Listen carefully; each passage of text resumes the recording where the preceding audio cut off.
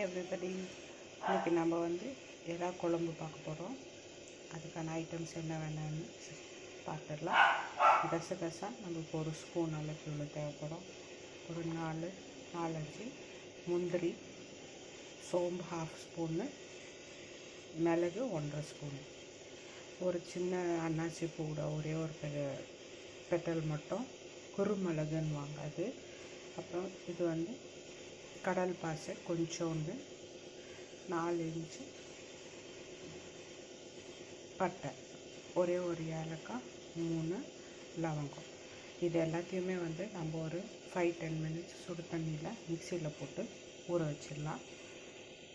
எல்லா ஐட்டமையும் இந்த மாதிரி மிக்சியில் போட்டுட்டு ஹாட் வாட்டர் ரொம்ப ஊற்றாதீங்க, ஜஸ்ட் அந்த பிளேடு வரைக்கும் வந்தால் போதும். அவ்வளோ ஊற்றிட்டு கொஞ்சம் நேரம் லைட்டாக தட்டி விட்டு ஊற விட்டுக்கோங்க ஒரு 10 மினிட்ஸு. நல்லா ஊறிட்டு இருக்கிற கேப்பில் நம்ம மற்ற ஐட்டம்ஸ் பார்த்துக்கலாம்.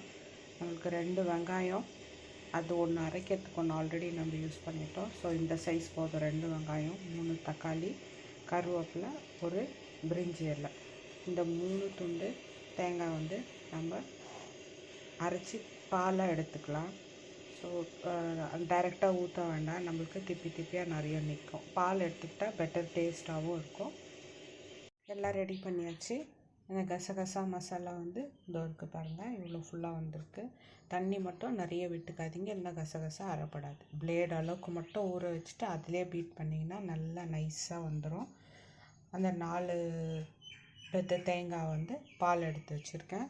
1/2 ஸ்பூனுக்கு இஞ்சி பூண்டு பேஸ்ட்டு, ஒரு பிரிஞ்சி இலை, கருவேப்பிலை, இந்த ஆனியனை பொடியாக நறுக்கிக்கோங்க, 3 தக்காளி, எறா இவ்வளோ தான் யூஸ் பண்ணுறேன், 1/4 கிலோ இருக்கும்.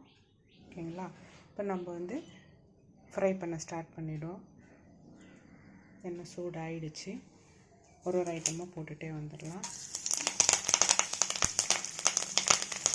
நான் இதுக்கு எதுவும் போட்டு தாளிக்க மாட்டேன், பிரிஞ்சி எல்லாம் கருவேப்பிலை ஸ்டார்ட் பண்ணிடுவேன்.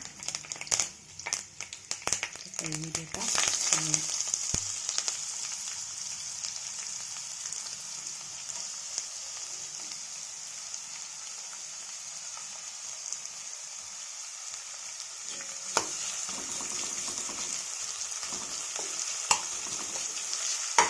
கொஞ்சம் நல்லாவே வதங்கணும்.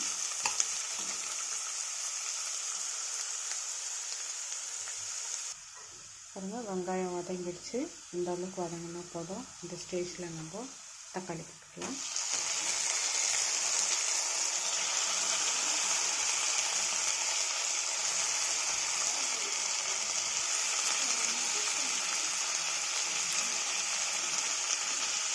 தக்காளி வதங்கிடுச்சு. நம்ம கொஞ்சம் சால்ட்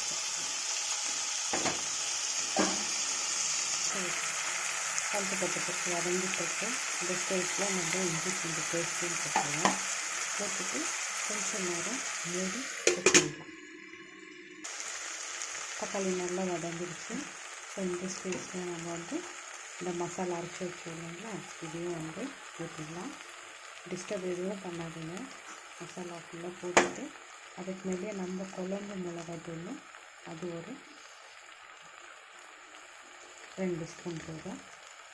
உங்கள் காரத்துக்கு ஏற்ற மாதிரி நீங்கள் அட்ஜஸ்ட் பண்ணிவிட்டு போட்டுக்கோங்க. இதை டிஸ்டர்ப் பண்ணாமல் நீங்கள் அப்படியே மூடிட்டு 5 மினிட்ஸ் அந்த ஸ்டீம்லேயே வேக வச்சிங்கனாக்கா அப்போ நம்மளுக்கு அந்த மிளகாவோட பச்சை வாடெல்லாம் போயிடும். 5 மினிட்ஸ் ஆயிடுச்சு. 5 மினிட்ஸ் கழிச்சு உங்களுக்கு அந்த ஸ்மெல்லாம் அங்கே வரலை, எல்லாம் கிளியராக இருக்குது. நல்லா மிக்ஸ் பண்ணி பாருங்கள்.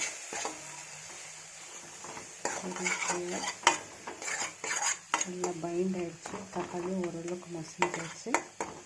ஸோ இந்த ஸ்டேஜில் நம்ம எறாவையும் போட்டுக்கலாம்.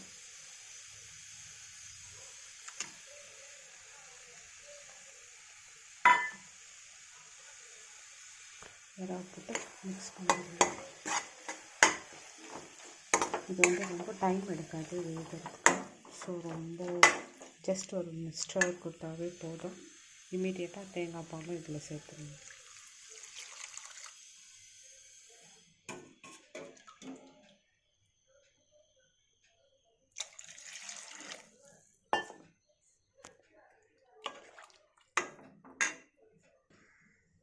தண்ணி வேணுன்ற அளவுக்கு சேர்த்துருக்கேன். இவ்வளோ தண்ணியாக. உங்களுக்கு வேணும்னா இன்னும் கூட சேர்த்துக்கலாம்.